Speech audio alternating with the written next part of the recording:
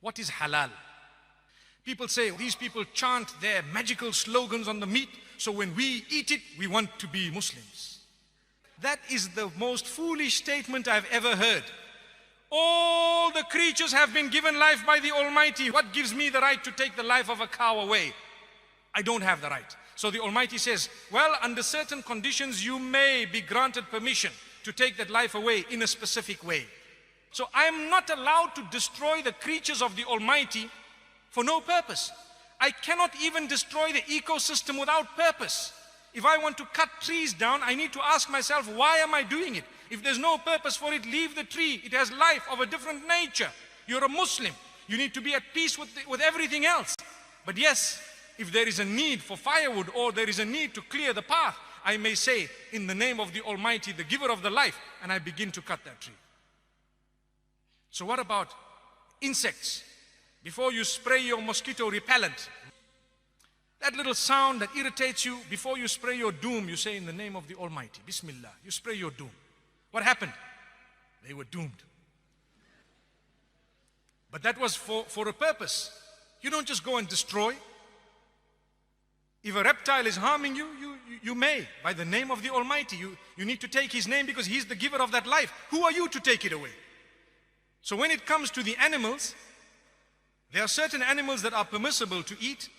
You cannot just be barbaric. The way you have treated the animal from the point of its birth to the point of its slaughter is extremely important. You need to be completely humane even with animals. You need to treat them, give them that life that they deserve, feed them properly, give them that air and the space. If you were to look at abattoirs that belong to non-Muslims, they are very barbarically run. To be honest with you, I've visited, I've seen, we are so shocked, nauseating. And people say, yeah, you guys are doing something that's very barbaric. Oh, come and see, we'll show you how it's done, come. So now when we get to the cow, for example, or the sheep that has been fed properly, and it has not been force-fed and kept in a pen like the ducks of the world and the chickens that don't even grow feathers anymore because they are modified. Their sole purpose of being given life is to grow until they are killed brutally in order to be served on the table. Not halal. We don't want that. It must be accorded its life. It must be treated as a proper chicken. It must be treated as an animal, a bird, whatever it is. It must be fed properly. And at the same time, you bring it to the pen. You slaughter it in a way that it does not witness the others. And at the same time, such a sharp blade. And why is it that the throat is used? Because of the central nervous system. Powerful statement. Sometimes people hack these animals to death. People say, you need to stun these animals. Did you know that there is research that proves that stunning an animal actually creates greater pain than if you don't stun the animal? People say, how? Go and check. You're confusing the animal totally. You're killing it unconscious. What are you talking about? Amazing. If you were to get cut with a blade as you're shaving, you won't even know that you're cut until water goes on it. Why? The razor was very sharp, very sharp. So we are to use a sharp blade, quick slice.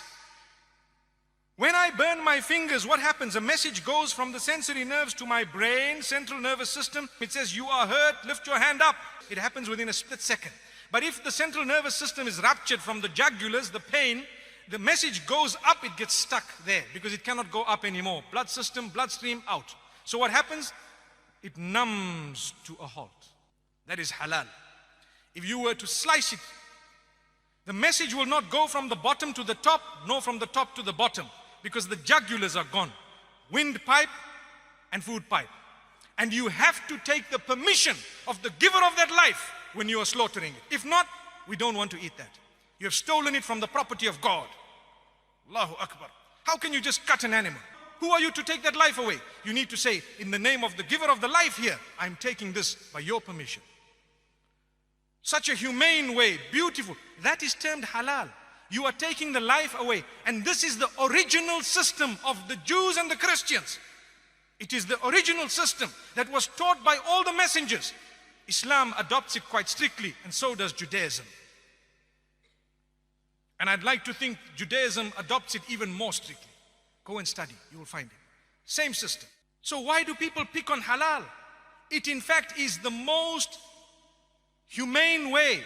In fact, it is the way of being protected from horse meat. Allah protect us, yes. And the supervisors will ensure that things are happening. They will tell you, we guarantee you that this thing was done properly. And guess what? It's not a horse, my brother. It is a privilege and honor to eat something that was slaughtered by the name of the giver of the life. To say, only for eating purposes, consumption, we took into consideration every rule that you have put.